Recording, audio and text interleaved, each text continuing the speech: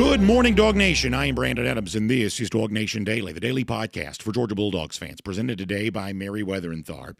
It's another one of those days where I got to say I'm sorry to those who helped us put the show together. It was supposed to be an off week, and yet on today's show I have 8 or 9 different graphics. I've got 5 or 6 different clips, million topics, great guest, information from all around college football. We are jam-packed here on a Thursday, getting ready for the big Alabama game next Saturday, and it is not too soon to start thinking about that. So that's what we're going to do, including a very simple key to victory for the Dogs. Controversy among Georgia fans, we'll address that. And many of you have helped us out with something in honor of what we think is, at least in our little corner of the world, a pretty special day. We'll tell you about all of it coming up, and we'll do a bit of a preview for what I think, away from Georgia football not taking place this weekend, pretty fun day overall for the sport coming up on Saturday. Let's get into it right now. It is DawgNation Daily, the daily podcast for Georgia Bulldogs fans, presented today by Merriweather and Tharp, and it begins right now. Today's episode of DawgNation Daily is brought to you by Merriweather and Tharp, your source for Georgia divorce. Find them online at georgiadivorceteam.com. Presented by DawgNation.com, this is DawgNation Daily, the daily podcast for Georgia Bulldogs fans. Here's your host, Brandon Adams. Let me tell you one thing off the top of the show that I believe that astute Georgia fans know that the more casual observers might not be aware of. When I say astute Georgia fans, what I mean is this. Those that want to consume every morsel of information that exists about Georgia football, here is something that they have probably noticed that we should all maybe be aware of. The best version of Kirby Smart, in terms of his press conferences, speaking to reporters, revealing information to the media, the best version of Kirby Smart is almost always right after the game. And if you think about human nature, this would make some sense. When you do something big, there's always some adrenaline that exists for you after you've done it. There's an energy post-game that does not exist week to week. That if you listen to, like, say, the Monday press conference, the Tuesday evening press conference, you would be within your rights to assume, boy, it sounds like Kirby Smart doesn't really want to be here. Our intuition is he probably doesn't. He's just doing this. What's the old line? I'm literally here just so I don't get fined.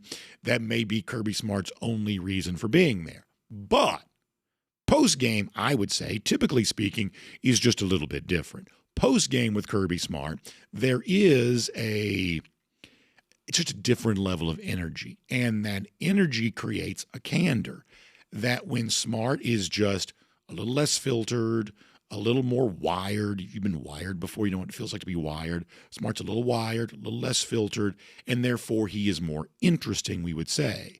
And the more interesting version of Kirby sometimes gives us insight into what's going on with Georgia football that otherwise would not exist, that we otherwise might not be able to have. That is what these post-game press conferences provide. So to kick things off today, I want to give you an example of that. You're about to hear Kirby Smart say this. If we are going to be a good team this year, now that's an interesting statement in and of itself, that Georgia just beaten Tennessee, but it's a very tough schedule to come. It is an acknowledgement of something that we would all, in some form or fashion, agree with. We still don't 100% know how good Georgia is. And since I'm not a coach and I'm not really a former player, I also would be happy to admit, not only do I not know how good Georgia is, I would be careful in assuming that I know too much about what it's going to take to get Georgia to as good as Georgia fans want it to be. I'm even a little suspicious of my own ability to interpret some of that sometimes.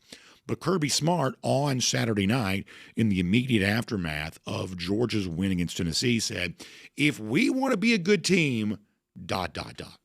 Now, as I said before, there are astute Georgia fans that are consuming every morsel they can get. There are casual Georgia fans who kind of pop in and pop out depending on the situation. And I'm thankful to have both sides of that audience as a part of our show. I really am. But if you are someone who really wants to know the inside scoop on Georgia football, if you want to know the skinny, that's kind of an old phrase. People used to use this in old-timey movies. If you want to know the skinny about something, then whatever Kirby Smart says after that probably really matters. So let's take a listen to Kirby Smart here for a moment, saying, if we're going to be a good team this year, we've got to – let's listen to how Kirby Smart answers that question. Well, that's who we are. Like, if we're gonna be good this year, we're gonna have to run the ball. We're not gonna drop back 35, 40 times a game with Gunner and be a drop back pass team. We can't play behind in games. We can't do that. We have to be a play action, run, let our quarterback make some design runs, which he did. I mean, he worked to perfection, other than the fact we couldn't stop in defense. That is maybe the most important sentence. I know this sounds hyperbolic, and I'm guilty of hyperbole, but nonetheless, that is maybe the most important sentence that Kirby Smart has said, at least publicly to all of us, for all of us to hear, since the season began. I'm going to tell you why. Because in the immediate aftermath of the game against Tennessee, the conversation you might think would center around Gunner Stockton. Gunner obviously made some big throws along the way to that win and proving some critics wrong, at least in the moment, based on the way that he played, because a lot of people did not believe that Gunner had that sort of game in him based on the first two games to begin the season. You understand that. The game was also a chance for Kirby Smart to take a bow for his work in the transfer portal. He adds London Humphreys last year. Humphreys comes up big. He had Zachariah Branch this year. Branch comes up big. He could have talked about adding Josh McCray. Smart has said he wants to be his own GM. Saturday was an example of the GM work, general manager work, player acquisition, talent evaluation work that Kirby Smart is doing as Georgia's de facto general manager. It's working out pretty well. Smart could have taken a bow on that if he wanted to. We wouldn't have expected him to, but he could have. A lesser man probably would. I think I probably would. Hey, how do you like me now? Look at who I gave you on this roster. Look how good these guys are playing. I might succumb to that temptation. Kirby Smart did not. Instead, Kirby Smart, in the immediate aftermath of a game against Tennessee, then 1,000 things happen, Kirby Smart used that moment to circle back on, if we want to be good this year, we've got to run the football. And that is a reinforcement of a statement that Georgia has been making since the season, not even since the season began, since the calendar year began, from the entire multiple phases, as they like to think of, the offseason. It has been continually reiterated that Georgia wants to run the ball better this year than it did a year ago. Saturday was an example of that. It went darn near 200 yards on the ground overall.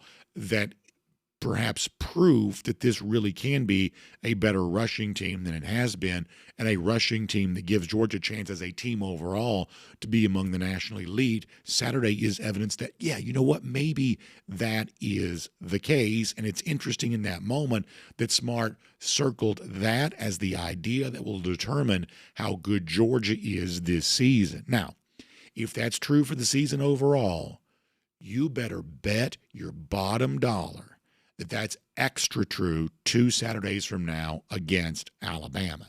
In fact, it may be, and it's a different coach than it's been sometimes in the past, but nonetheless, this may be more true against Alabama than any other game that Georgia's going to play this season.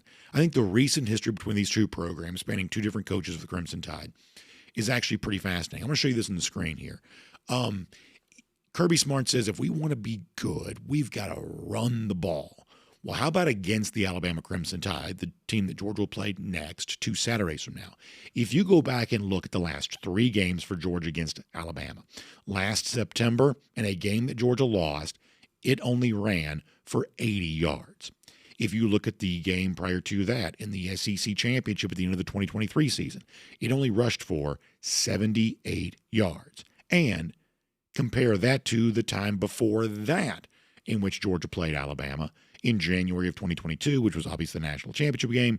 Georgia rushed for, we're going to say 165 yards, because that's the rushing total for Georgia with the sack yardage added back in. You'll know that in college football, the way they tabulate sack yards is different than the NFL, where it's put into a separate category, as it probably should be. In college football, antiquated system that they use, sack yards are subtracted from your rushing total overall. There were 24 sack yards against Alabama that day. So in total, Georgia actually ran for 165 yards with running plays. By the way, all of that coming from running backs. So I would say, and I like to keep things simple when I can because, frankly, I'm not a very complicated person. If things get too complicated, I get lost. So let's just keep this really simple for a moment. You want a magic number for beating Alabama next Saturday? You want a number that probably tells the story for how things are going to go next Saturday? How about 165 yards from your running backs? Not necessarily rushing yards overall, because we hope Gunner gives something too. On Saturday against Tennessee, you got to near 200 because you got something from Gunner, but you also got big days, at least, big-ish days from your running backs overall. We would say a pretty simple key to victory for Georgia against Alabama, based on Kirby's own words, based on Georgia's recent history against the Crimson Tide, one of those games against a Kalen DeBoer coach team a year ago, is find a way to rush for more than you have, and you're probably in pretty good shape. And you could be okay with less than this, but this would still be a pretty, I think, good goal overall to have. Give me 165 yards from running backs against Alabama, and we're probably talking about a pretty fun Saturday night into early Sunday morning in Athens next week as we celebrate all of that. And what's really interesting to think about is what Georgia can do to get there. And the work that they seem to be doing behind the scenes to make this a possibility. In other words, as you would expect, they ain't just wishing and hoping. Boy, it'd be nice if we ran the ball. And they're not just challenging the players to, the word that Georgia as a program loves to use, and I think this is a pretty important word for life overall. They talk about strain. But when it comes to getting more rushing yards, they're not just asking the players to strain a little longer, block a little better, run a little harder. It's not just about strain. They also seemingly want to be really smart about this too. Adding new offensive wrinkles into the offense. Once again. Now, if I say this too much, Kirby's going to stop doing this. But if you go back to last Saturday, press conference, talking about the big win against Tennessee, talking about the overtime period, Kirby Smart revealed that, and like I said, I almost don't want to say this because it's going to make him stop doing it, and it's going to be less interesting for all of us. But on the big run by Nate Frazier to begin the game, begin the overtime that set up Georgia for the win, he kind of reveals in there that, hey, that was based on a schematic change that Georgia made to its rushing attack, the way that it approached these defenses. And I just think that's really interesting. Let me let you hear Kirby again from Saturday. Take a listen to this. And then I thought Mike and the offensive staff came up with an awesome play that we've gotten. We put a play in that we thought was going to really help us, and it plays off of other plays. And that run they had was a designed scheme run that we got from some NFL teams that really helped Nate's run. So he's going to stop doing this because I'm making a thing about it. But that's pretty interesting, right? Kirby's like, hey, we put in some new running plays in the hope we might be able to spring a big one, maybe in overtime. And so many of y'all are just like me. Frazier doing what he did, it's not quite the same type of deal because I think the Sonny Michel was a direct snap, but it did remind you, wasn't it a direct snap? But it did remind you of 2017 Rose Bowl. It kind of reminded you of that. It's a huge run. And Kirby says, listen, the play call itself, not noticeable to the naked eye, it's actually a different play. It's a different look from us. We are showing different looks. We went into the film library. We went into our coaching contacts list, and we started talking to people. We brought in new voices. We added some staff members. We wanted to be a little more clever with how we approach the running game.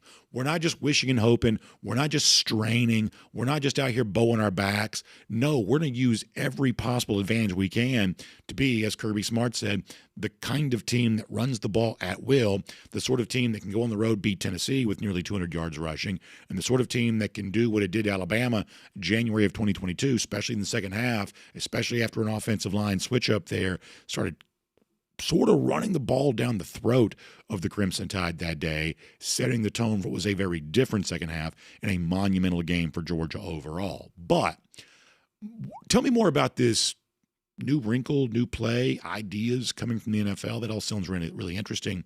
Smart was asked a follow-up about that on Tuesday. Now, by Tuesday, the high of the Georgia game is worn off. All of a sudden now, we're not quite so revealing anymore. We're not giving any inside information. We're not feeling the adrenaline of a postgame. We're back to buttoned up, just here so I don't get fined, running out the clock so the press conference will end. Didn't get quite as much from Kirby on this, but did get a little more about where are these new running game ideas coming from. Georgia did add a couple of staffers over the course of the offseason. Phil Rauscher, John Lilly, you remember him from previous Georgia staffs. Is this coming from them? Are they the guys that are bringing these new running game wrinkles? This is the answer that Kirby Smart gave on that. Well, some of the looks were just copycat looks that other people have done that we admire. It's what everybody does offensively and defensively is plagiarize from somebody else and take other ideas. And it came from Coach Bobo and Coach Searle's background as well as Coach Lilly and Phil's. So a lot of different areas pulled from for those. Now, I joke about the different mood in the press conference. The truth is that's actually pretty interesting in its own right, in that I do think institutional knowledge is really important for any organization. And when you bring in old, grizzled veterans that have been around for a long time, you're doing that for a reason. And it's not always for their warm and cuddly personality. Oftentimes it's because they have just seen some stuff and they know some stuff. And that's not because the guys that you do have know, an insufficient amount. Sometimes it's just as many ideas as you can get. It's probably good, especially when it comes to a daunting task of how do you run the ball better against these behemoth defensive lines, the likes of which you see in the SEC. If that was my challenge, if that was my task, much like any other coach, I'd want as much help as I can get. Georgia doing that with guys currently on the staff, with guys maybe not on the staff. There's nothing that coaches love doing when talking to other coaches. And we know in the offseason, for both guys that work at Georgia and guys who will never work at Georgia, there's a lot of those conversations going on. And frankly, I'm glad they're gleaning every single piece of information they can get, because whatever morsel of a nugget they got that sprung Nate Frazier for whatever he did on Saturday as a Georgia fan, I'm glad that occurred. And the backstory of how that happened, well, that's all pretty meaningful to me too. So the fact that Georgia is not just using weight room and force of will to be better at the running game, but also using the coaches' meeting room to create more of that, we would say yes and all of the above when it comes to that. And one final point. If you're thinking about Georgia replicating more of what it did Saturday against Tennessee, making that happen against Alabama, by the way, we said, how about 165 yards from running backs? Before you get whatever you get from Gunner, how about 165 yards from running backs?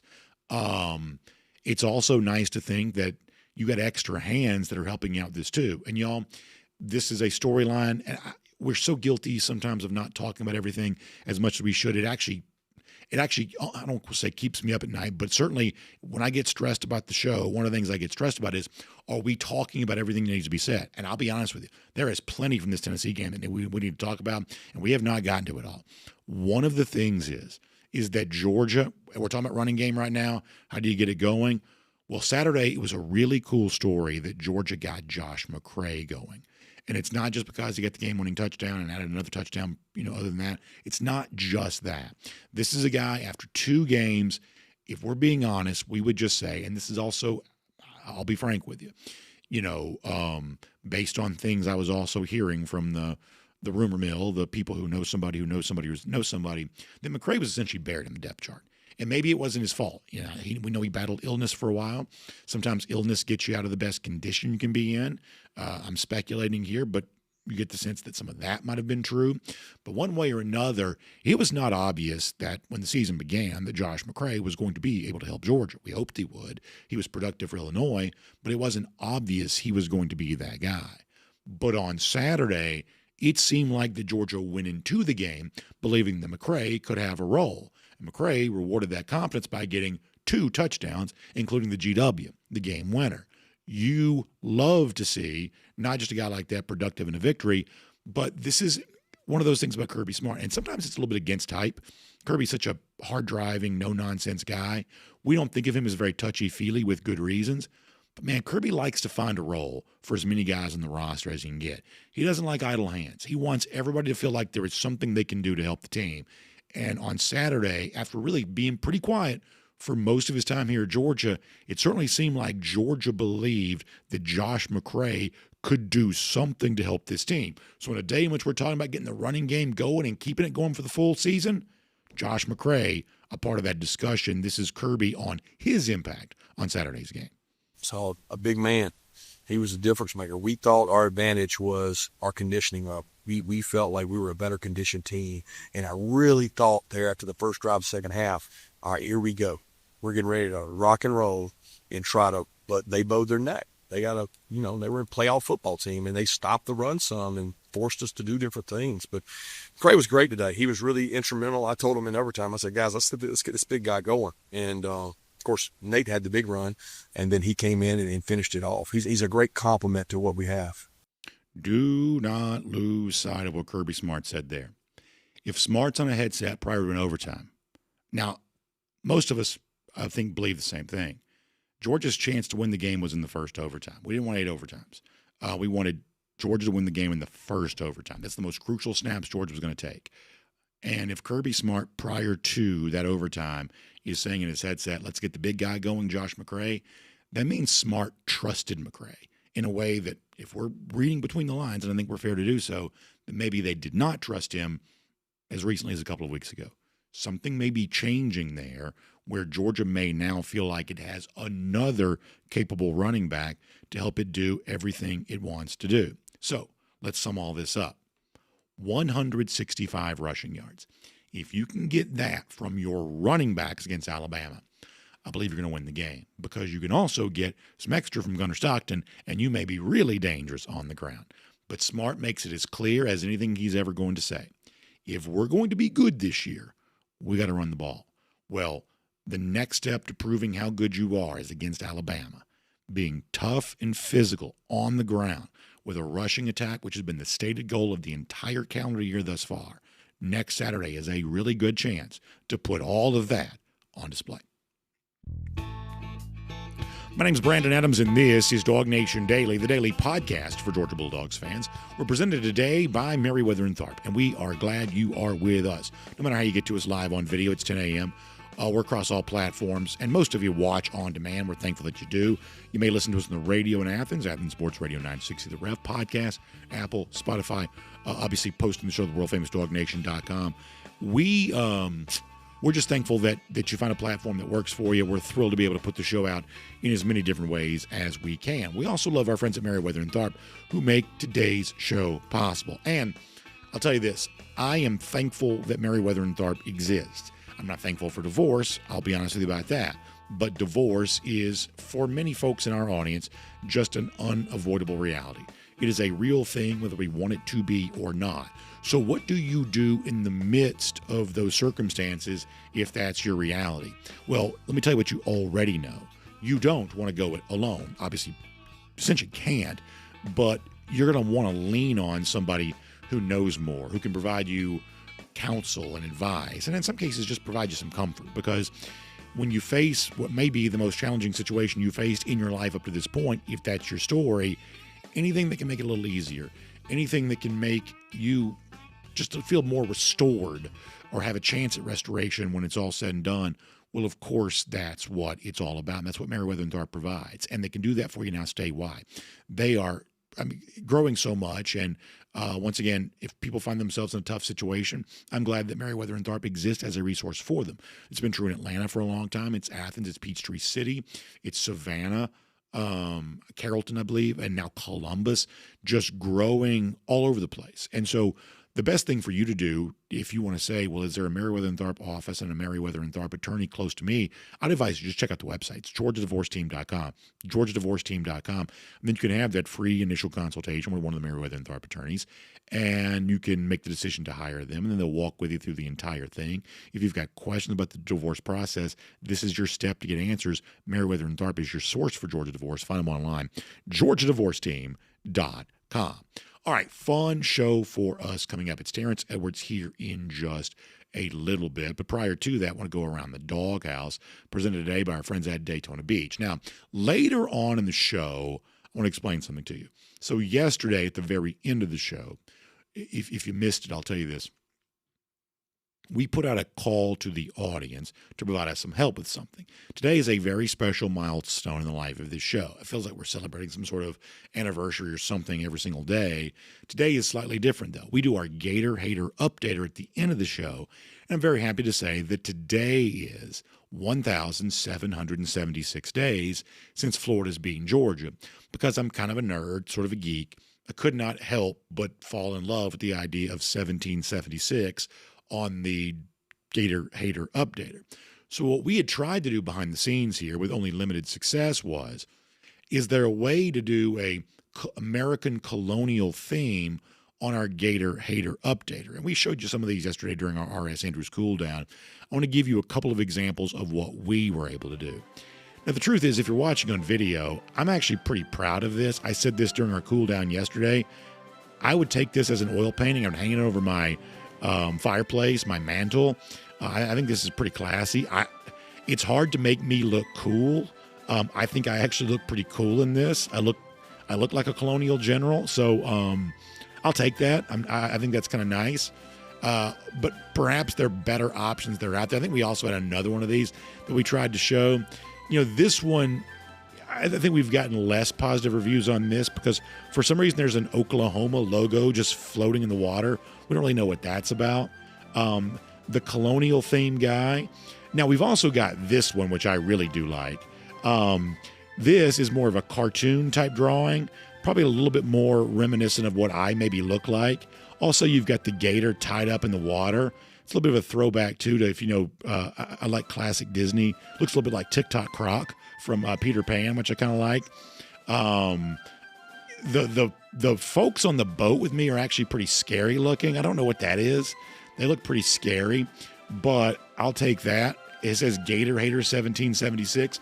So we tried our best to make a few of these, but we asked for it. We said, our audience is so industrious, and this is not just me pandering, although I am certainly willing to. This is not just me pandering. Our audience is really industrious. I bet our audience can do way better than we can. We put out the call yesterday. Let me tell you something.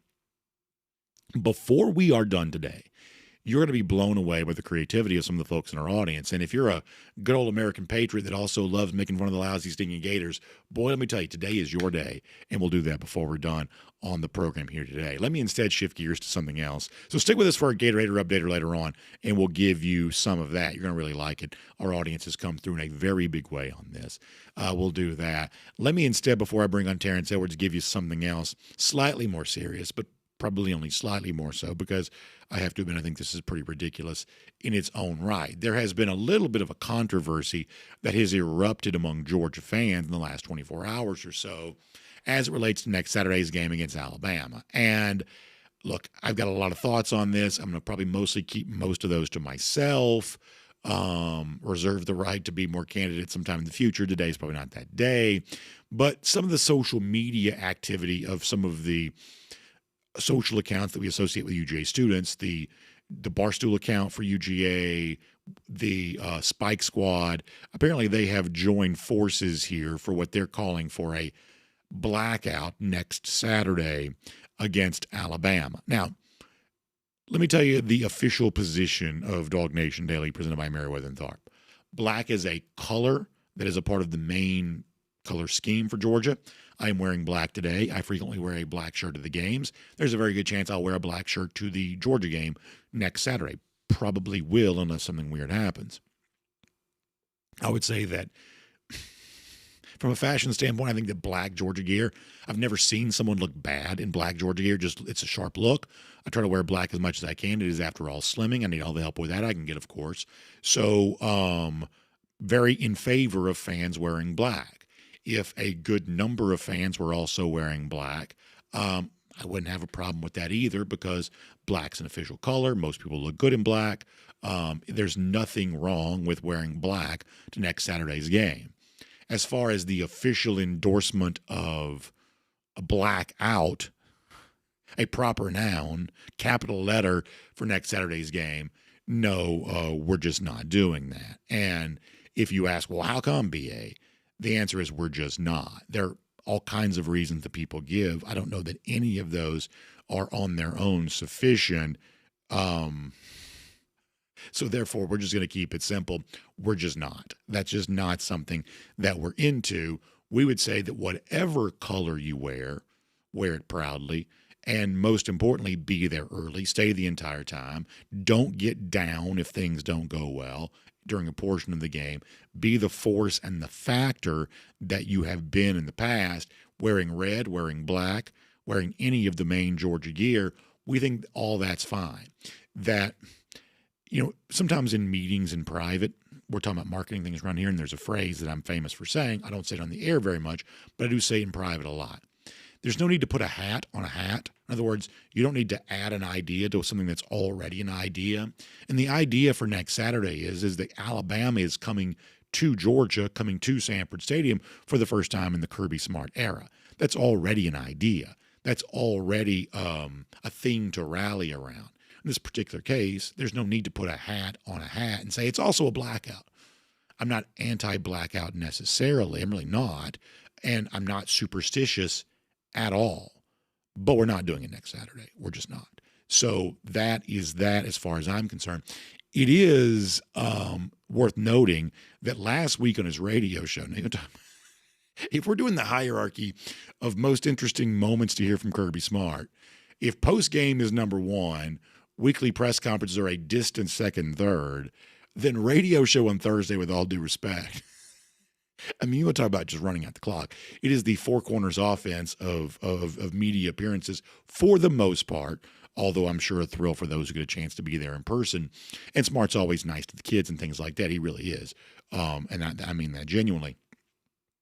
But on the radio show last week, far before any kind of idea about a blackout or anything else comes up, the subject of Georgia's uniforms, and actually the black jerseys included, that did come up with Kirby Smart's radio show last week. This is what Smart said about fashion choices as it relates to his football team.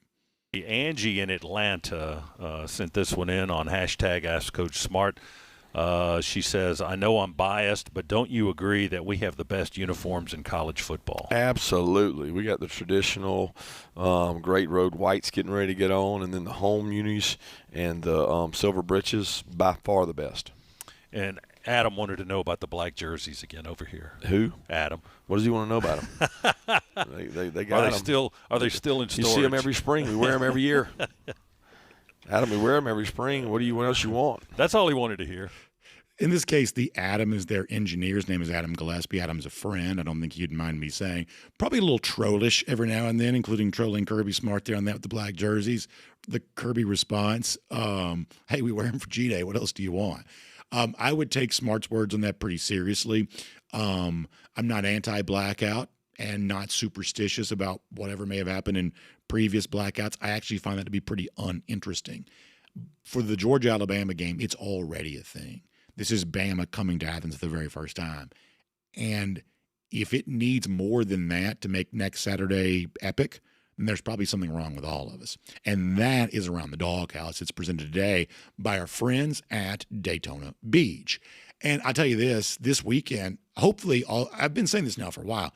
Hopefully some of y'all listen to me. Many of you probably don't, but hopefully some of y'all listen to me on this, and you've made your way down to Daytona Beach for this weekend. What a great time to be hanging out at the local restaurants or on the beach and just following some college football games that you don't have to have any emotional investment in. You can just chill out and relax and enjoy 23 miles of shoreline, delicious restaurants, golf, surfing, fishing, outdoor activities. I'm telling you, the fall time of year is an awesome time to be at Daytona Beach, and it's easy to get to. You can fly there.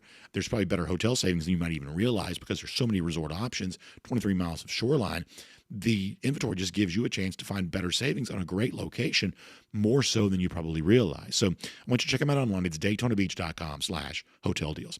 That is DaytonaBeach.com/hotel deals. Check them out today. All right, fun show for us. We'll cover some of the big storylines for the big games around college football before said and done. Also, our 1776 theme Gator hater stuff, we'll give you that before done today too. But for now, on everything going on with Georgia, including a choice of attire for next Saturday night, let's talk to Terrence Edwards here today, DawgNation Daily, presented by Merriweather and Tharp.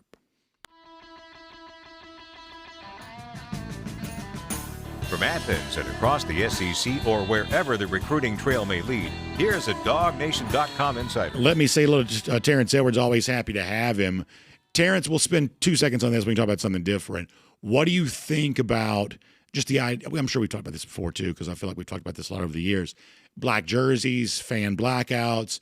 Some would call it a gimmick. Some say it's fun. I would tend to think, broadly speaking, more fun than not, and I don't mind people having fun.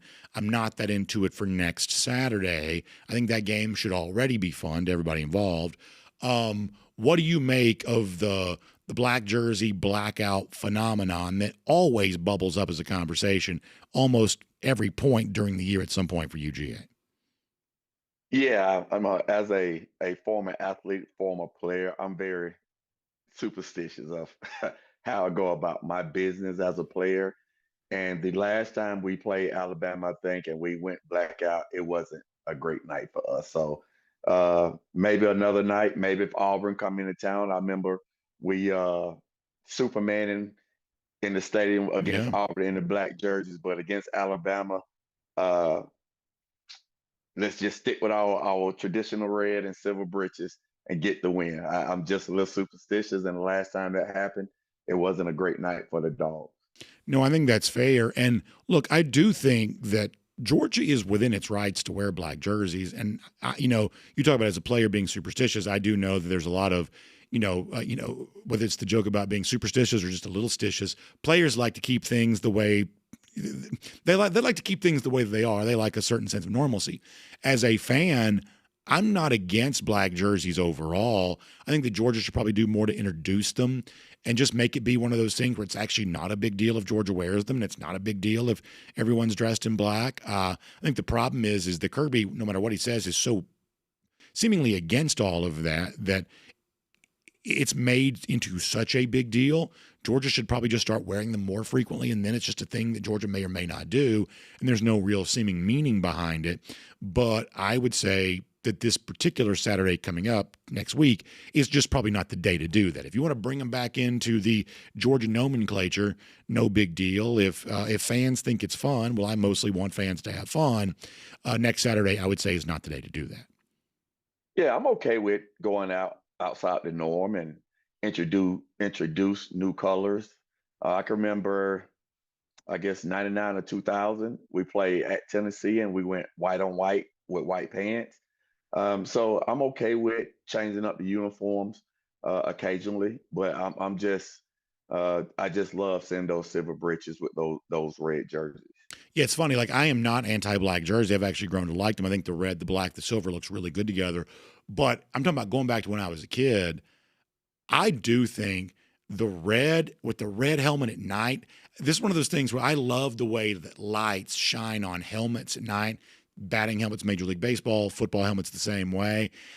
For whatever reason, that look just sends me back to my childhood when I was falling in love with sports. When you see the lights glowing on the side of a really cool helmet, well, like I said, batting helmet, football helmet, whatever else. Yeah, if you're watching a video, you see that. Like, I don't know how you don't get chills about, and I know that's why Friday night lights are so special for high school football, things like that.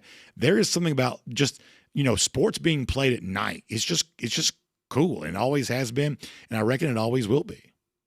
Yes, most definitely. I think playing at night, just different up under the lights.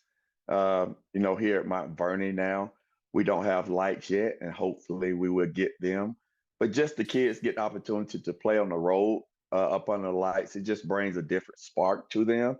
So just playing up under the lights and the lights hitting off the helmets, I agree with you on that. And maybe we could do, red with red pants. I don't know. I like the color change up at times, but I also like to keep the tradition going as well. All right, so about the game on the field itself, and we'll get to Georgia, Tennessee in a moment, but we've talked a lot about the Georgia-Alabama game today. Not too soon to start thinking about that. And I think job one is, and listen, I love the receivers. I think they got a really deep core right now. I was happy with the way Gunner played. Defense needs some improvement, offensive line, whatever else. But as Kirby Smart said last Saturday, the success for Georgia this year is going to center around how well it runs the football.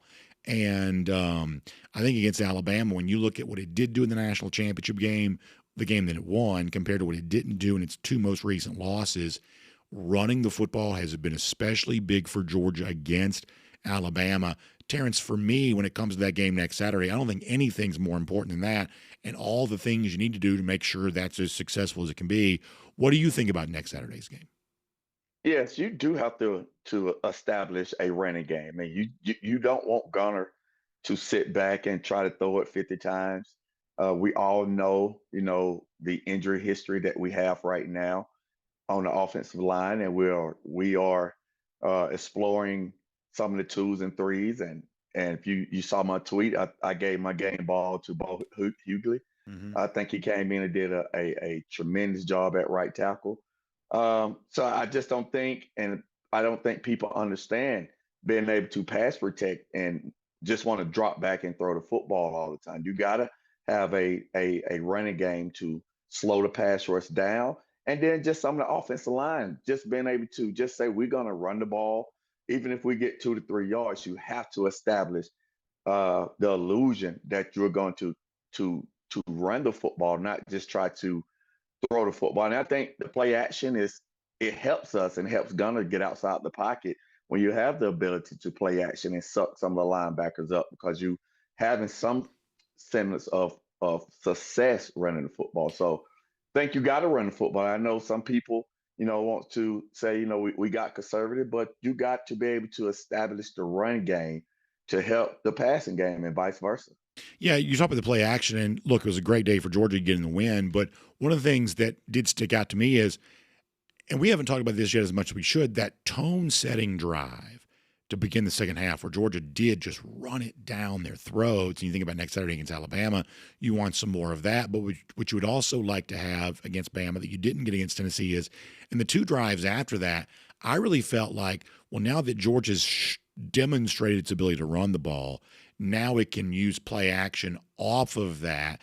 And those next 2 drives, they didn't quite do that for whatever reason. And it does seem like, based on some of what Kirby said, that finding a way to really block and protect the play action to make that be the next phase of the Georgia offense, it does seem like they're having a little bit of a hard time getting that firmly established right now. Gunner threw it well at times. They ran it well at times. I'm not quite so sure how much of that was classic play action, though. What's it going to take, do you think, for Georgia to get that going? I just think just commit to it. If you're going to commit to the run, I think Kirby have lamented that we have to run the football better. We didn't run it very well last year. I think we are running it better this year. You got to be able to commit to the play action pass. I don't know if you go into pistol with play action or sidecar, that's when the running back is from the side, or just from up on the center. You got to give that illusion to play action. That also has defensive linemen and linebackers reading their keys. Now you have to retrace and look for crossers, or just getting that defensive line moving east and west, not north and south. So I believe with Gunner's skill set, him being able to run the football as well, to get him on the edge to have a run pass option. But I do feel like getting the play action pass going will help our passing game and running game as well.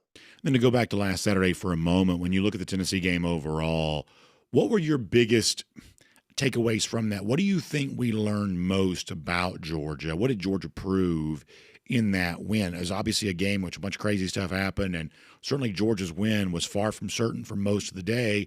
But when it's all said and done, they did pull it out. What did Georgia show in the midst of doing all of that? It's what Kirby Smart teams is always built on, is you're going to fight to the end. His favorite, phrase is keep chopping. And you saw it down 21-7, and Georgia just kept chopping. And my play of the game, it wasn't the 4th and 6 touchdown throw to Humphreys or the 2-point conversion. My play of the game, I think it was 3rd and medium, 5 to 8, and Gunner stood in there up under the blitz and got hit. I can't remember, on a dig for a first down. That showed the courage of Gunner to be able to just sit in the pocket, because the week before he was criticized of leaving the pocket too early and not going through the progression. But he stood in there and took a big hit on that 3rd down, threw a strike, to the receiver for the first down that kept that drive going. And that kind of made the 4th and 6 happen without that throw, without the guts of Gunner standing in that pocket and taking, 2 shots to the ribs. That was one of the plays of the game for me. And, you played quarterback in high school, so you know what it's like. What do you think, and we've talked about this a lot this week, but what do you think that does for Gunner's relationship with his teammates when he shows his willingness to make the throw that needs to be made and put his own body at risk in doing so? What kind of credibility do you think that gives him in that locker room? Honestly, it goes far. It goes when we're watching film and you're showing plays and Kirby got the team meeting and he's showing this play where your quarterback has the guts to stand in there knowing he's about to get hit. Then everyone else, you have to do the exact same thing at your position. But I think his teammates already knew that about him. If you just listen to people and how they speak about Gunner, he's a tough-nosed football player.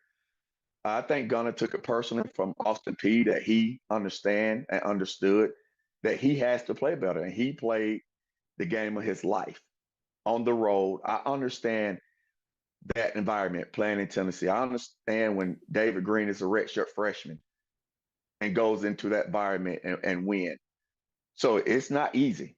I think a lot of people underestimate Neyland Stadium and going to your first start on the road versus that opponent down 21-7. That takes guts from that whole team, especially your quarterback, when he knows he didn't play his best the week before. Now he has to rally his troops down 21-7. And you got to give Gunner a lot of credit for the way he played in this game. Terrence, I think that's exactly right, and I think it's well said all the way around. We appreciate your time on the show today. Obviously, Terrence Edwards, Wide Receiver Academy. You're out there working hard every day with your Mount Vernon team, but also the next generation of pass catchers too, when time allows for that. So if people want to connect with you, how can they do so? Yes, I'm still doing cleanup work on Sundays only. So if anyone just looking to just continue to improve on their hand-eye coordination and footwork, you can reach me on all social media platforms at Terrence Edwards Wide Receiver Academy. Great time to do that too, Terrence, in season, because that's when the game is fresh and what you did, what you didn't do, right there on your mind. Sunday before a brand new week, just to sharpen the saw a little bit and get right back to it. Seems like that's a pretty good time to be doing all that, right? And we're all out there for an hour. It's not a lot of running. It's just a lot of cleanup. That sounds great. Terrence, appreciate your time. Enjoy the weekend without some Georgia football, and we'll talk to you here very soon. Thank you. Let's take a look around the rest of the league. This is SEC Through. We love the guys that are dedicated to football, that are working hard all week with their team and then getting out there and just finding a way to get guys some extra reps and stuff like that. And I see that in my own life. I watch young guys. They just want every opportunity they can get to play the sports that they love and get a little bit better. And everybody's got big dreams when it comes to stuff like that. And ultimately, it's not really about the destination. It's about the work that you put in along the way, because that's really what's making you a better man for whatever you do in your life after the game is done. And for everybody, eventually, I don't care if you're Tom Brady or Joe Schmo, eventually you get tapped on the shoulder and the game is over for you. But it's learning how to work. How you do anything is how you do everything. And it's learning how to work and learning how to put in effort that's going to make you better at all the things that life's going to throw your way. And that's what our great coaches such as Terrence Edwards are out there training the next generation with each and every day. Now, let's get ready to go cruising around the SEC, courtesy of Royal Caribbean. And Royal Caribbean is an amazing cruise line that goes to so many different places. And at some point in time in my life, I hope to cruise in Europe. I hope to cruise to Alaska. I hope to get a chance to see more international destinations than I've been able to see in my life here thus far. I really do. I think it's a really worthwhile ambition, and I think you should do that too. But I have to admit that for me, when I'm thinking and planning my Royal Caribbean cruise vacation, because I'm a man that knows what I like, I am always beginning with what's going to be going to Perfect Day Coco Cay. The ships, the itineraries, how can I get to this private island oasis in the Bahamas? People talk about their happy place, and I don't know that I necessarily, speak that way, but if there was a place that I am just perpetually happy and that I can think about and it puts me in a good mood, Perfect Day Coco Cay is really that. And the island itself is divided into a couple of parts. You have the thrill side and the chill side. The truth is, I told you this earlier this week, I'm not a very thrill-seekerish type person necessarily. Tallest water slide in North America, that's good for some of you. I don't know that I'm doing the tallest water slide in North America. That makes me a little nervous to even think about. Many of you would love it. I love the chill side. I love relaxing in a beach chair. I like going to Hideaway Beach. That's the adults-only enclave where you get the relaxing vibe, but you also get a little bit of a DJ and some fun stuff. You get the swim-up bar. People are always having a good time. There's great food options around there. It's a cool experience for those 18 and older. I love all of that. But whatever you think you'd like, if you want a fancy cabana, almost like being in Bora Bora over the water, you have the slide that slides into the water from the cabana, or there's actually a swim-up bar out in the ocean itself, in one of the lagoons, which is really fun. Whatever you think, it's all there for you. Jessica Slater, terrific travel advisor, can tell you all about it. Give her a call, 770-718-9147. That's 770-718-9147. You can also email her, jslater@dreamvacations.com. She'll take care of you on all of that today. Now, let's get ready to go cruise around the SEC, courtesy of Royal Caribbean, and backtrack on a story that's gotten a lot of attention this week. If you're watching the game on TV, you may not know his name, but you know about the guy. His name is Jeff Como, Tennessee fan that goes viral for being shown on TV rolling with the roller coaster of emotions that was last Saturday's game. We have since learned more about him. First of all, he's a very good sport about all of this. He essentially joked about being Coldplayed. You know the story about involving Coldplay and I don't know. You either know it or you can look it up. Odd story involving a CEO, now former CEO of a company who got, caught doing something he wasn't supposed to be doing during a Coldplay concert. You probably know that story. Como made reference to that when he talked about how much he was on TV on Saturday. I guess the backstory here is he's told media outlets that he called in sick to work to go to the game on Saturday. And throughout time, Georgia fans have had certainly their share of issues with Tennessee fans. I'm telling you right now, this guy is A-okay in my book. And I know that, some Georgia fans want to hate every Tennessee fan there is, and I totally get that. This guy is my guy, and I don't mind telling you this, because honestly, a fan who's like really plugged in and involved with his team, that's what makes the SEC great. And as I told you before, the Georgia win doesn't feel special if the other side doesn't make the game feel big. Tennessee fans did a great job, and they have done this a lot in the past, of making the game feel big. And the game doesn't feel big unless the fan base that's pushing to make that so has a lot of fans who are diehard invested in their team. And I'm proud to say that Georgia fans that I know are just as invested in red and black as this guy is in that hideous color of orange. But nonetheless, calling in sick for work, he deserves a day off. Go cheer for your team, especially if you're lucky enough to have tickets to that game. I think the TV takes a lot of liberties with who they show on TV pretty frequently. Now, we also live in this age now where, especially young fans are just a little bit more acquainted with being on video than older fans sometimes are. So if you notice when they show student sections during the game, things like that, there's a lot more self-awareness than used to be. Young fans have a tendency to know when they're on camera, and they have an ability now to know how to go viral with the look they give, or as was it with an Alabama fan earlier this year, the gesture that you make. So the young fans are more self-aware about this, and sometimes they go into the dramatic stuff because they know that's just part of the story. That's the expectation, that they have a dramatic reaction the same way everybody else does online about every little thing. And you see a lot of that involving young fans. My guess is that Jeff Como is not quite as internet addicted as his younger Tennessee fans probably are. My guess is he did not have the anticipation that he was on screen every 5 seconds, that this was more genuine and authentic, and it's maybe why the TV broadcast was attracted to it. But overall, I do think we need to be careful about making these, anonymous fans as famous as we sometimes do. But all in all, it certainly seems like this Tennessee fan was a good sport about it, and no matter what anybody thinks, he is A-okay in my book. Now, let's talk about a couple of games for this upcoming weekend. I think that Oklahoma-Auburn is a very interesting game, especially for Georgia fans because it involves a team that Georgia's going to see coming up in a couple of weeks. But let's talk about that side for a moment. Thus far, it has been a very good start to the season for Oklahoma. John Mateer's the favorite of the Heisman Trophy, and he has played like it. Big win against Michigan, blowout last week on the road at Temple, and now settling in to come back to Norman to face Auburn. We told you the other day, as far as I'm concerned, Oklahoma's an SEC team now. Texas, I'm not sure I'll ever see them that way, but Oklahoma, as far as I'm concerned, SEC team, SEC environment, we believe. for Auburn traveling there on Saturday. But it's the other side in this game that I find to be so interesting. We live a long way from Norman. We don't fully appreciate this. But Jackson Arnold, the former Oklahoma quarterback, going back to play his former team, is a big deal. And that big deal, I think, creates a real opportunity for Hugh Freeze. Hugh Freeze has been the butt of jokes for his golf game and a lot of other stuff for a very long time.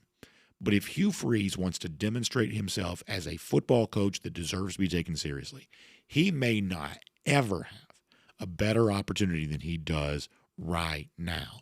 It's the old Bear Bryant line. I think this is what was said about Bryant, that he'll take his'n and beat Yorn and Yorn and beat his'n. In other words, he can take players on the other team and beat his own team with them. This would be a moment for Hugh Freeze to do something like that, because Oklahoma kicked Jackson Arnold to the curb because they didn't think he was good enough. And we believe, based on our read on that situation, he was probably poorly used at Oklahoma a year ago. We think that Arnold had better skills than were put on display in a Sooners offense that just didn't serve him well last year. If Hugh Freeze can show that, we think, look, for all the attention that Ryan Williams gets, the best receiver in the state of Alabama probably plays for Auburn. Cam Coleman may be better. We think maybe the single biggest transfer addition of the entire offseason may have been Singleton, the receiver, leaving Tech and going to Auburn. Auburn has a very good receiving corps, we think. This gives Hugh Freeze a chance to do something big offensively in this spot. They're not favored to do that. Experts think Oklahoma's going to win this game by about a touchdown. But what if they don't? It could be a moment for Hugh Freeze to say, it's time to take me seriously. And he may not ever have a better moment than he's going to have on Saturday. I'll also mention this. LaNorris Sellers officially listed as questionable for the game against Missouri. It seems like folks close to the program think that Sellers is going to try to give it a chance to go. Our general belief is if you think a guy is hurt, he probably is. And if you're questioning Sellers' health, the chances of him being fully healthy in this game, not likely. And if he's not fully healthy, then you don't get the best of LaNorris Sellers. A tough game to win would seem to get harder. And boy, this is how quickly it can happen in the SEC. Gamecocks were riding high a year ago, and after getting essentially bludgeoned by Vanderbilt last week, it would seem like they're already kind of hanging on a string. So this is an important game against a Missouri team that is red hot, and now South Carolina also would seem to be trying to make it happen with an injured quarterback. This does not feel like a very good spot for the Gamecocks on Saturday. I'll also finish with this. The most talked about quarterback story in the SEC this year has been the struggles of Arch Manning, and with good reason. The media embarrassed itself with the way it covered Arch before the year began, and some of the Texas media is continuing that embarrassment even right now. But apart from that, if the Arch Manning story did not exist, you got to think that the story involving DJ Lagway would be just as significant. Lagway, even by me, the ultimate Gator hater, we would say and have said, Florida's a joke, Billy Napier's going to get fired, but at least DJ Lagway really is good. We've said that over and over again. What is going on with DJ Lagway? Multiple injuries, various parts of his body, can't seem to get healthy, which you don't necessarily blame him for, but as the old coaching adage would say, the best ability is availability, and it seems like his availability is for Florida somehow always limited. I'm not medically astute enough to know why that is and how much of that can be attributed back to whatever you want to. It just seems to be part of the discussion for Lagway. What's not in dispute is he threw 5 interceptions against LSU last week. Those are major turnovers that allowed LSU to win a game fairly easily in which they didn't muster any offense at all. Here is the big question for Florida as it gets ready to go down and play Miami this week. Is this just what DJ Lagway is? A disappointment? Because at this rate, Lagway is a disappointment. And his disappointment, and look, people think I'm going to revel in this because I'm the Gator hater, but in this portion of the show, I really am trying to give you as close to objective analysis as I can give. If there's no Arch Manning, we are talking about what a disappointment DJ Lagway has been. And people are still talking about it to a certain degree, even with Arch doing what he's done. And if you get through this big opportunity and Lagway is still not a part of the solution for Florida, not demonstrating why there was so much attention on him before the season began. Boy, I think you write a completely different story about Lagway, and I think you write it probably pretty quickly. I think the Florida-Miami is maybe a better game than people think it is. Florida seems to be down in the dumps. Miami, for the most part, has been riding high. Sometimes it seems it's just that simple. Maybe not quite so simple on Saturday for this. At least if DJ Lagway has something to say about it, and you'd like to think he would, this would be a big chance for Lagway to step up. Otherwise, you have to consider the possibility he's just not the quarterback we thought he was going to be. And we'll make that cruising around the SEC, courtesy of Royal Caribbean. And as promised, 1,776 days. That's how long it's been since Florida's beaten Georgia. So let's give you some 1776-themed Gator Hater Updater / Golden Shoes, starting with Kirby's ring finger. I'm telling you right now, this is like AI sometimes is scary good. This is scary good. Photorealistic of Kirby Smart dressed like George Washington going through the water here. It says we're going to honor the fact that it's been 776 days since Florida beat Georgia. Let's honor our fearless leader as he continues to hunt the Gators. Like, that's an amazing likeness of Kirby Smart going through the water there. I mean, I don't generally believe that AI is all that ready to take over the universe yet, but pictures like that make you think that one day it might. We'll give Kirby's ring finger a golden shoe. How about our next one here, going to our buddy Robin? This one pays homage to me. I like this one a lot. This is a little bit more of the idea that we had in mind when we started this. It's almost like Washington crossing the Delaware, holding the 1776 flag. I've got the colonial-themed Georgia hat on. Georgia players behind me. Gators in the water. Robin, you're very good at this. Robin gives us these a lot. This is about as good as you can be right here. And it makes me look cool in the process, which my ego does not hate. So very good stuff there for Robin on that. How about another one going to Chuck Scoggins here? And I have to say I like this one too. The one that Chuck shares probably makes me look the best. It's a little more straight on. For some reason, I feel like I sort of look like Napoleon in this, which would be my goal, although I'm much taller than he allegedly was, although people say that wasn't actually as short as people realize. I feel like this makes it like Napoleon a little bit, which I kind of like. DawgNation flag flying. I like this from Chuck Scoggins. I also like the Gators in the water. Now, he also said he'd like to see the Gators turned over the other way as if they'd been, laid waste to. Perhaps that's the case. I really like this one a lot. I may make that my avatar. That's fantastic. Good stuff from Chuck Scoggins. We'll give him a golden shoe. I like this from Garrison Tucker. A little bit of a different play on this. It says DawgNation Daily at the top. 776 days since the Gators last beat the Dogs. Freedom Republic victory. I told you, if you like the patriotic theming around this, you're going to love that. The colonial theme time with the Georgia guys in the boat back there. That's really well done by Garrison. Golden shoe for him indeed. A lot of these are beautiful artistic renditions. Our guy Christopher Calhoun, also known as UJ Marine, not quite as artistic from him.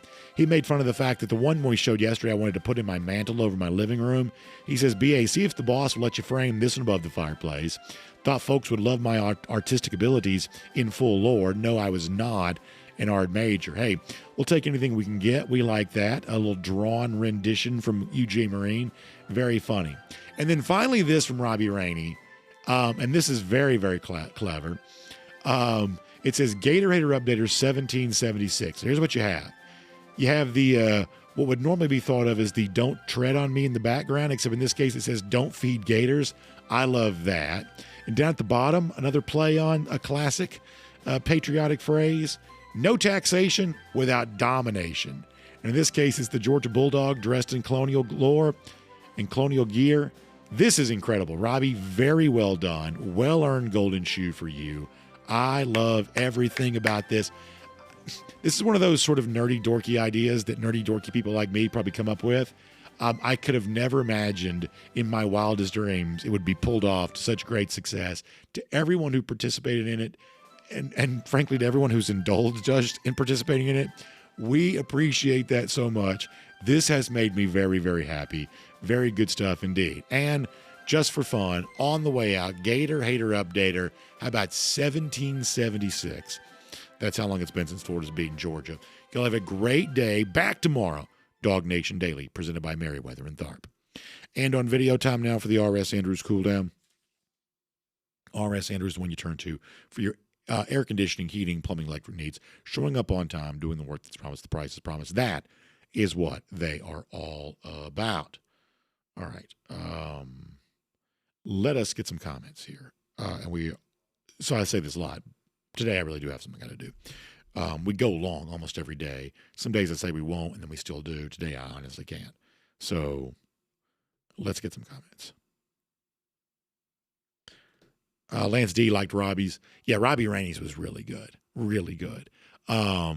Very, very clever.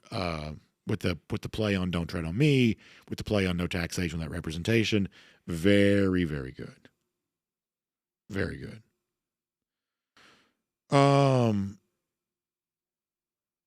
Let us see what else. So Lance D says, if you know how to write a prompt, then AI is awesome. So, and Lance, sometimes I do like self-deprecating humor, and I'm mostly just making fun of myself. In this particular case, I'm not doing self-deprecating humor. So I feel like for whatever reason, as I explore AI and try to use it some, I apparently don't give it very good prompts, because the stuff that the other day I was going to try to do something funny with AI, and it just didn't really work out the way I wanted it to. It wasn't terrible, but it wasn't quite what I wanted. And I've had that a few times where I put the prompt in, it gives me something back, but just not quite what I was asking for. And I think the best that I can tell, you're 100% right, is that some people are just better at wording the prompts. And without getting into a whole big thing, I do think that gives me hope for humanity. That I think there's some chance that AI is the worst thing that ever happened. I really do. I really do. And frankly, if you look back through history, a lot of technology has proven to be, it may have advanced society, but it was bad for humanity overall, at least in the short term, if not the long term.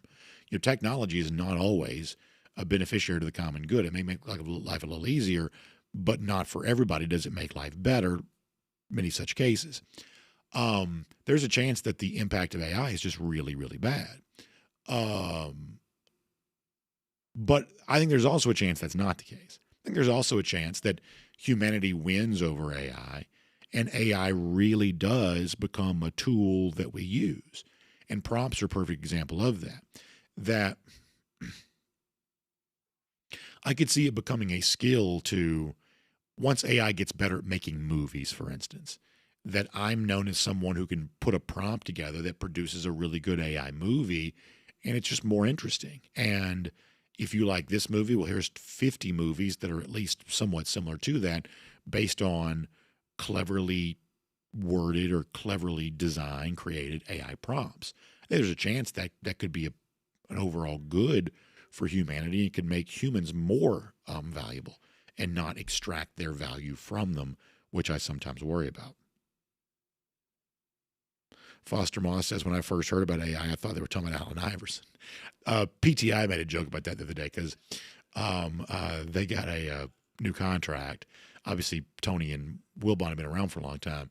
And they're like, they made the joke of, we're actually just AI generated now. And I'm like, AI, you mean Allen Iverson? So PTI made the Iverson joke the other day. That's really funny.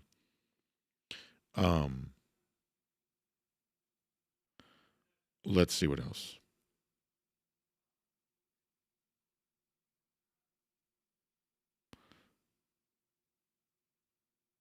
John pointing out something that's interesting. And, last week we said, going into the Tennessee game, that Georgia's struggles week before a bye, playing games closer than they were supposed to, we said we don't know that we buy into that trend too much for the game. As it turns out, if you care about the spread, Georgia did not cover, but they almost did, and they won the game, which is what most of y'all care about, myself included. We said that because of the kinds of games that Georgia typically plays prior to a bye, this game just didn't really feel like it was in that category. It was a prevailing trend, but not in this case, we thought, a particularly meaningful trend. As you mentioned with Alabama's road struggles, I do think that's a more meaningful trend. And it's one of those things that not only was that prevalent for Kalen DeBoer last year, Y'all, the end of the Saban era was not great on the road. It's one of the reasons why we don't, castigate ourselves necessarily for Georgia's struggles against Alabama, because Georgia, for whatever reason, has just never gotten to play them in Athens. Next Saturday it does.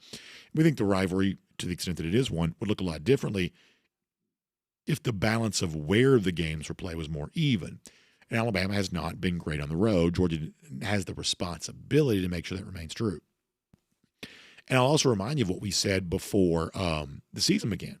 I had two somewhat ambitious but not necessarily stretch goals for Georgia. One of those was, can you just go undefeated in September? Next Saturday, Georgia has a chance to be 4-0 after September.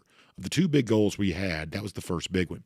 If you're undefeated after September, I think you've accomplished something. You didn't do that a year ago. That would be an example of maybe Georgia is better this year than it was last season. And then step two is, can you stay undefeated at home? And if you can, almost certainly you're probably very much in the college football playoff conversation. All right, let's do a couple more.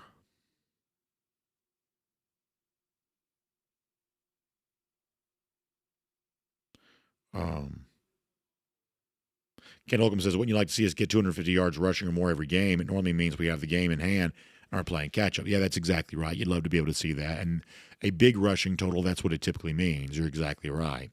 I think what we would say against Alabama is that, hey, you may be good enough with just 165 coming from your running backs. That might be good enough. Matt Rugavine on the subject of Dabo Swinney. Yeah, we played the Swinney clips on the show, or at least one of the clips on the show yesterday. A pretty wild thing from him overall, I thought. Let's see what else.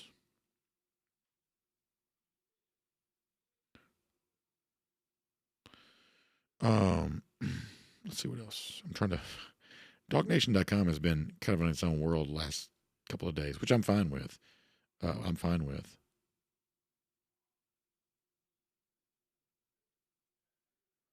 Senior Dog 54 expects the Florida-Miami game to be close. I hope so, because I would like to watch it. I hope it's interesting.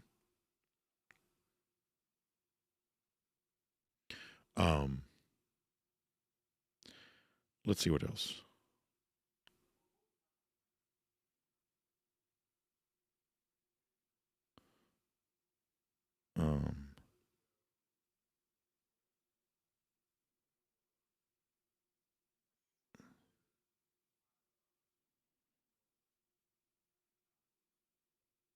Johnny Surf Dog checking in. Yeah, I'm trying to figure out what else is going on. I'm trying to find comments that are, for the whole audience. Sweep the Leg says, y'all got to believe the Dogs are taking down the Tide. I love that.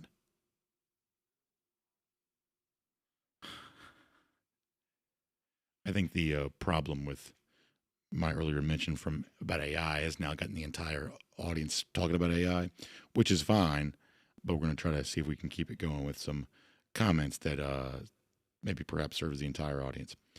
Let me get some Facebook comments here for a moment. And after that, we got to bounce out of here in a moment, too. Brian Whitaker on the subject of holding.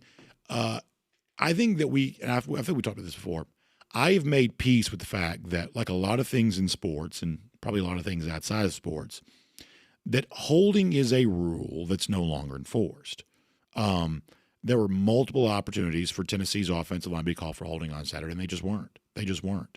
And at a certain point, I just think you have to acknowledge that they're just not going to call holding. And it's going to impact good defensive teams more so than others, because good defensive teams would be the ones that would be most likely to draw holding calls. And when you realize that, now you probably understand why they don't call holding. It's just not a rule that it's enforced. It is a rule, and every now and then you may see it, but it is at best selectively enforced. It's a little bit like traveling in the NBA. The NBA a few years ago decided nobody cares about traveling. Not one person watches our game to see traveling monitored on a strict basis. So therefore, it's a rule that we're not really going to enforce. And that's basically what holding has become. That anything that slows down the game unnecessarily, stuff that impedes the offense is likely to be called. things that help the defense slow down the offense does not generally lead to more viewership for any game. And so, therefore, that is just not quite as likely to be called.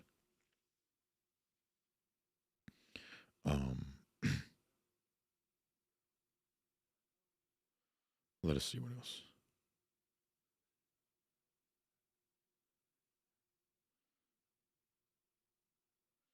Errol Fender says that Georgia's got to get off to a faster start against Alabama. That's certainly true. Much faster than it obviously got off to in the 2024 game, for sure. That's a big deal. That's a big deal. Jeremy Harbin says they hardly ever call holding on our opponents. Yeah, that's just not going to be called. And, we made mention of this last year, that Georgia's essentially outside the top 100 in penalties called on opponents. Georgia does not get calls, typically speaking, very much. Best teams in college football typically don't. That's just the way the game's officiated.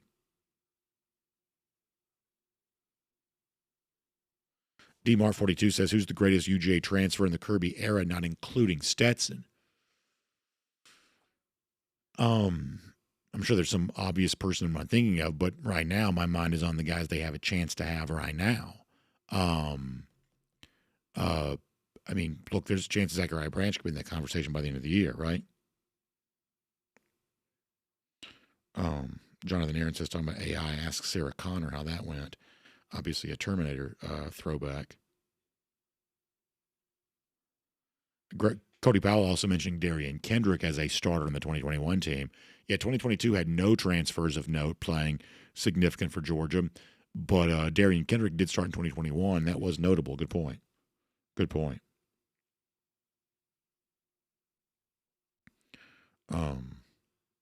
Nestor Baldazan talking about me not being superstitious. I don't think I'm superstitious. Really not. I certainly don't believe in the idea of superstition. I would say that I am compulsive sometimes, and my compulsion probably comes across as a little bit, it's in the same realm as superstition. But I don't believe in superstition. Thomas Tyson says that DK, talking about Darian Kendrick, was locked down. Yeah, he's one of those guys that we forget, probably from the national championship era, but a good addition for Georgia.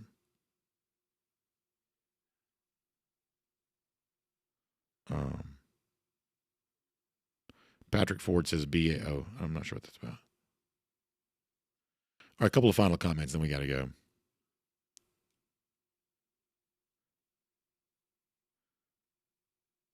All right, it seems like folks are popping out here. Yeah, we're going to do that too. Matt